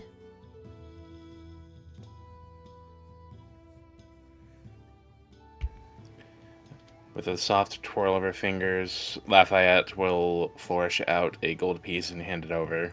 Though it does hold out her hand for the expected change. Yep. He gives you 7 silver and change, and you are provided with a sizable cart being pulled by 2 nice-looking Clydesdale horses. And a couple dock workers, a human and a Goliath, begin loading the cart. Could you 2 make a perception check, please? Since I'm not really actively looking around, I would like to use my passive of 14, please. Okay. Then, Lafayette, you are the one who spots this. You notice another dock starting to load people off of an airship, seeming to be coming from another continent. You're not sure exactly which, because, well, it could be either Camelira or Vexinia, since the recent trade opened up with them after their 50-year-long isolation. Mm-hmm. But among the people, you are noticing that a couple workers load up a cart with these rectangular boxes that have a stamp "Fragile" on them. A few of them are loaded, about 5 or 6, and you can swear that you saw one of them move slightly, as if something is inside it, before the crates are tied together and tied down, and are pulled away from the docks.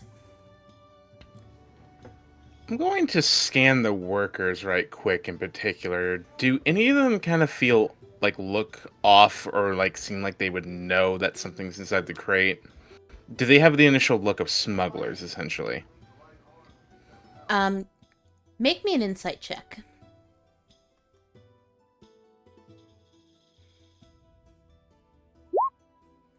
Six. They look like regular dock workers, and they seem to act like them as well. So if they were to be smugglers, they'd be extremely good actors.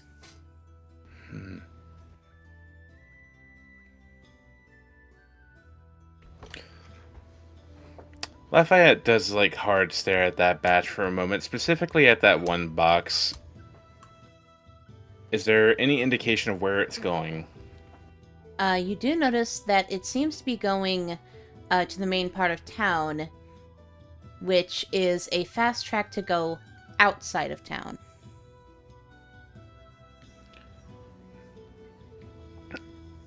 Lafayette will pat Mishpa for a second. She glances away from the Clydesdale she was patting on the side and glances down at her. Was there something you needed? She'll point towards the crates and kind of point at her eyes and kind of point towards the cart. Basically saying, keep an eye on the cart right quick. And she's going to wander away for just a second and go find a guard right quick. Okay. While you do that, we shall switch on over to the other group. Hi, I'm the other group. You might be wondering how I got here. It's just her. She's the only one who's going to be doing anything. We're gone. That's think of me now. Oh God. Oh God. Just starts doing the torture dance from JoJo. Ah, my worst nightmare.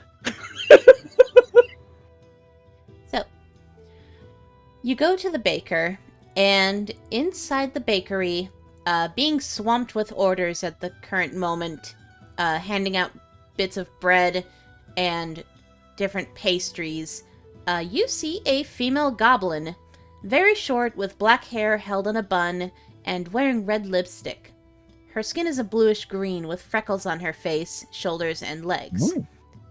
And you see that she is a rare type of goblin, sporting a tail that sways when she is content, with a tuft of black hair at the end. You see that she is currently wearing a pink dress, very simple, with a white apron that has different frosting stains on it. I heard that interest. It was so quick. I knew what was about to happen. Look, you can't make my exact type and not expect me to make a noise.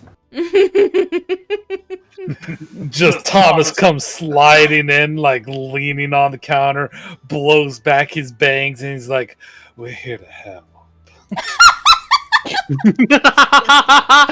Hey, I said it was my type, not Thomas's. I was gonna say, if Thomas wants to make the first move, I would gladly watch him fail at it. Right. Thomas's type is a tank engine. I gotta go, guys.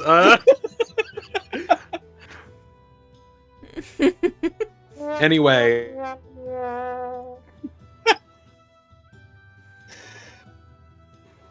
All right, well, I don't think I should lead the charge on this one unless you want me to try to make a good impression. Well, I suppose it's only fair, seeing as you're the one being trained. Yes. We'll be right behind you. Trained. That's a great word for it. Let me Well. go introduce myself as your dog. Okay, think of it. Well, first off, training is something that people get a lot. But also, think of it more as. Breia, help me out here. You know, I probably could become a dog. I hear that druids can, like, shape themselves into animals. kind of like how that Lafayette chick turned into a chinchilla.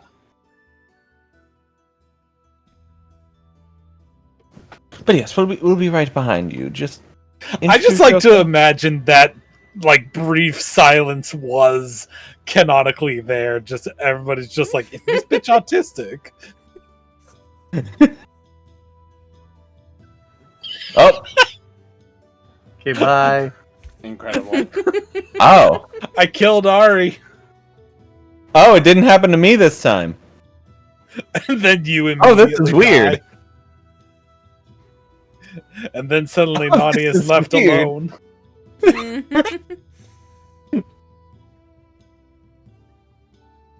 Anyway. So, what do you do? Alright, sure. I'll go talk to her. Here, hold my skull. Sure. Yes. Cool. And also here, hold him. And she hands him Mr. Burns. Oh, Play- yes. Hello. Play nice with the bats, sweetie.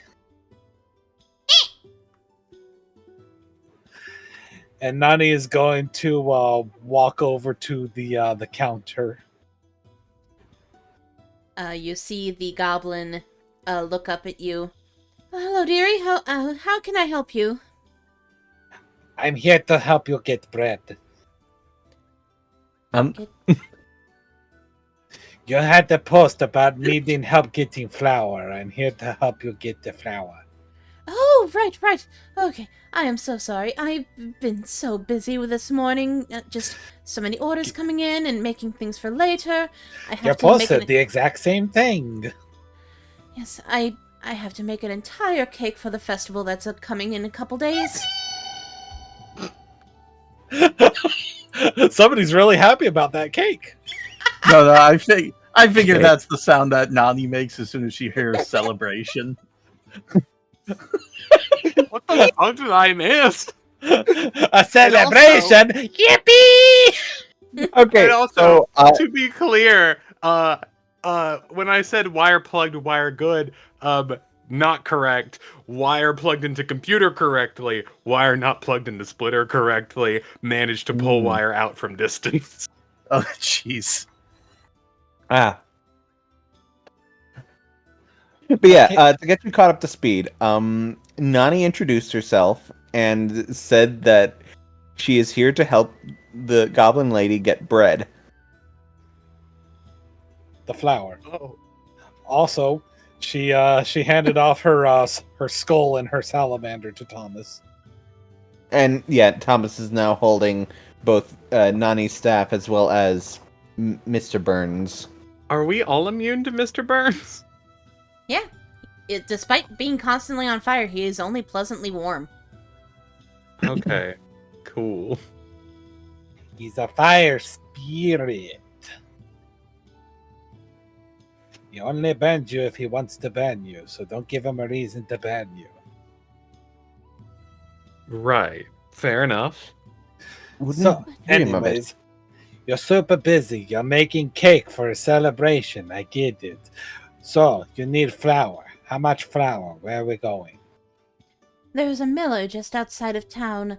I need about 6 bags of flour. He should have a cart for you to reuse. It's one of his. Okay, 6 bags of flour outside of town. Which direction? South. Okay, so just keep going south until we leave town and find flour. Got it. All right, we'll be right back with 6 bags of flour. Okay. Well, that was shockingly efficient. Yes, the introduction could have gone better, but, you know, phrasing and all. Hey, Oh, I see. Oh. What? Hmm? What? What's everybody saying oh for? The first thing you said to this bitch was, "I'm here to help you get bread." Oh. Yeah. Truly Am the I moment. the only one that noticed?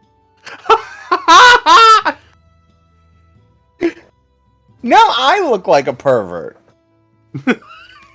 I mean, to be fair, it's a goblin. It's not out of your character. I'm here to help you with that bun in the oven.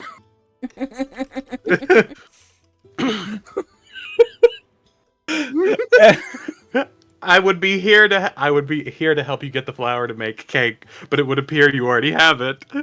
Whooping. Damn.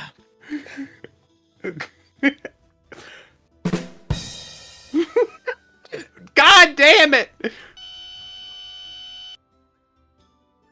Was that the sound Timmy died?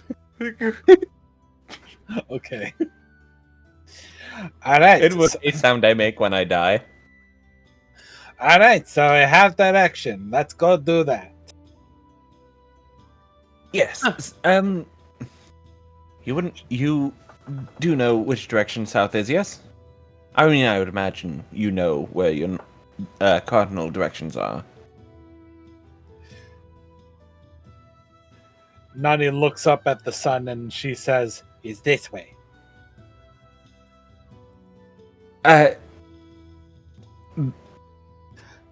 Is she pointing to the sun and saying that way, or? She points to the south. Oh, I thought you said the sun. The sun comes from the east and it sets in the west. So therefore, given the time of day that it is and the position of the sun, that way is south. Very good. Yes. Okay. I just wanted to make sure. Look, contrary to what Mishpa seems to believe, I'm not actually an idiot.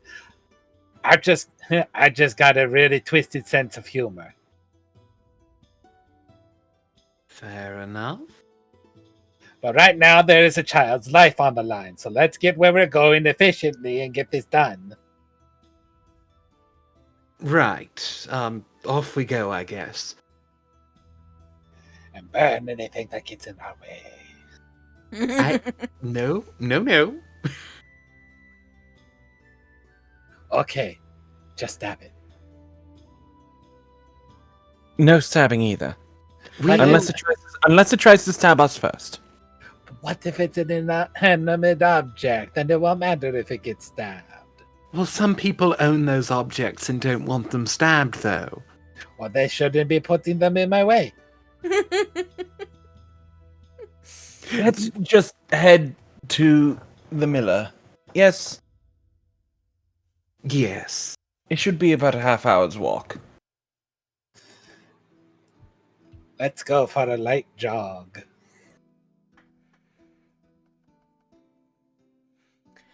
So, the way to the miller is uneventful. And soon enough, you get to the outskirts of town, where you see a windmill. Oh, I get it. Windmill, miller. Okay, I get it. Yes. And you knock on the door, and out steps a very tall, 9-foot furbolg. Non-binary, but very male-presenting, with a 5 o'clock shadow on their aquamarine face. Aquamarine?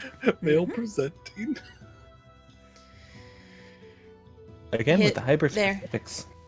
Their short hair is very frazzled, and it's under a bright orange bandana. Alright. And he looks down at you. Hi, can I help you? We're here for flour for the baker. We were told that you would put it in 6 bags in a cart and then we'd take it over to the bakery. Oh, alright. You must be Rhonda's, helpers for today. Yes, the goblin with the pink dress and the black hair and the icing all over her. Yes, that sounds about right. What? We have to give him a description to confirm that it is the right person. What if we were like, oh yeah, Rhonda, totally the the orc with a eye patch, and then it's like, what? That's not Rhonda. You're liars! Thieves! I don't think that would have been an issue. I think like goblin black hair would have been enough. But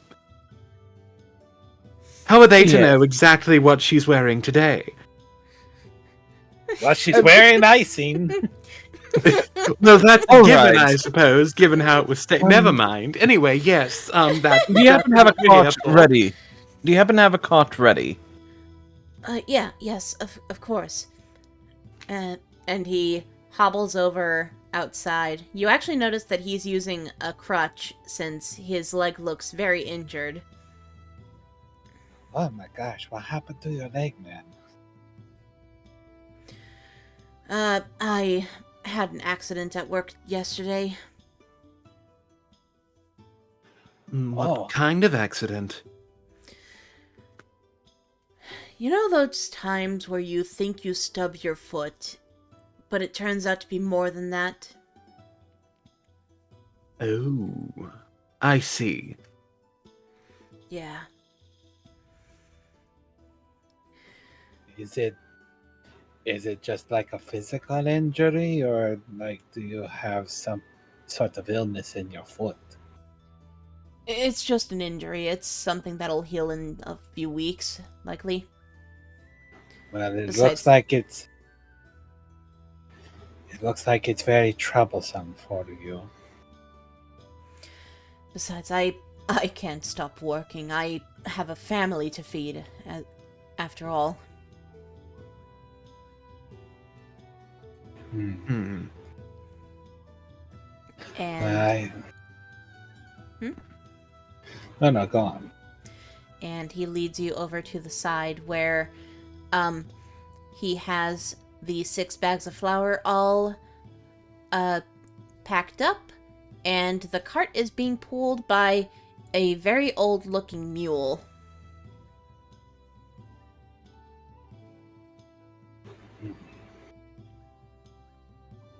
Will this guy get all the way to the bakery? Oh yes, of course. Rocky is very durable. And he pats Rocky on the neck. Okay, do you want us to like bring him back when we're done? Of course. Okay. Well, then we will deliver these bags of flour. And in the meantime, I hope that your foot feels better soon. And she subtly casts a healing word as she says that. Me too. Actually, it's kind of feeling better already. Good solid 5. Mm-hmm. And that was with a 1 on the dice. E. Yes, well. You take care. We'll get the flour where it's going. Come on, guys. This mule looks like it's about as fast as me.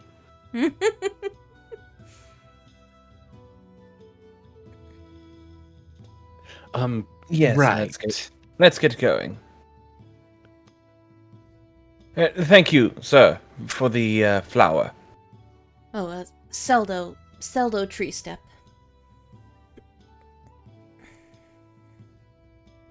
Well, thank you, Seldo, then. Okay. And with that, you begin to make your way back to the baker with Rocky with the flour in tow. And we will skimp on over to Lafayette.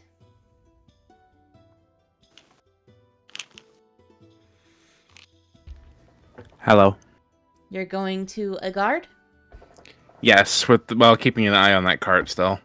Mm-hmm. Alright, you find one of the city guards standing watch. Okay, I'm going to approach him right quick. Mm-hmm. He looks down at you. Can I help you? She will point towards the cart that she saw, and then kind of focus on him for just a second.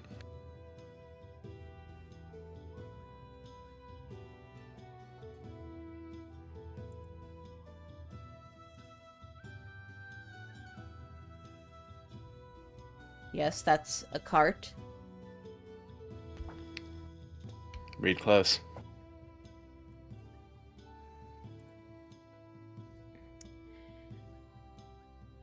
It is a cart of supplies.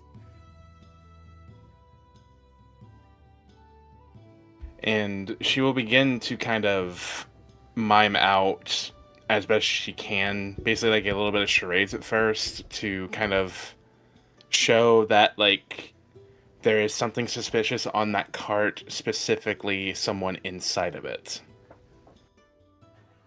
I highly doubt that. That is a passenger ship.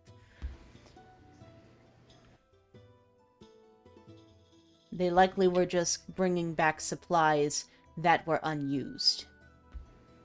She kind of just squints a little bit at that and shakes her head.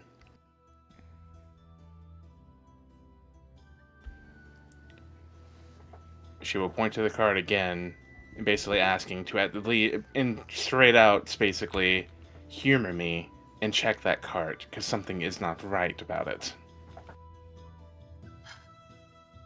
And Unless, and she will add up to this, unless transporting animals inside of a concealed crate is a viable thing to do with no air holes. he will nod and go over to check the cart. He stops them. Mm-hmm. He stops the cart, and he goes over to the box that you saw wiggling and opens it up, at least a little bit. And inside you see what looks to be some leftover dishes. Mm-hmm. And Lafayette will kind of hop up onto the cart right quick with a head tilt. And we'll begin to kind of start lifting them up, but kind of on guard. She knows there's something in here. She knows this trick. Well.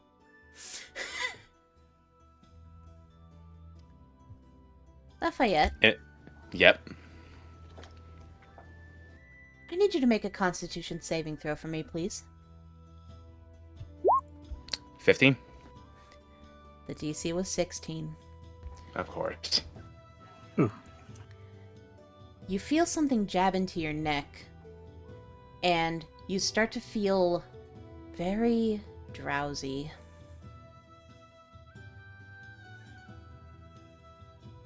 Until you go completely unconscious. Out of curiosity, is this taking place in an area where I can still see? Nope. Shit. So, Lafayette is now unconscious. And you have no idea where she is, and neither does she. That guard is the most useless fucking guard. And that's where we're going to end today's session. Or Oh, or alternatively, he's working with them. That's really where we're gonna end the session. Mm-hmm. Yeah, with your friend in imminent danger, always. Yeah, okay, great. I guess I'll just keep standing next to this goddamn Clydesdale.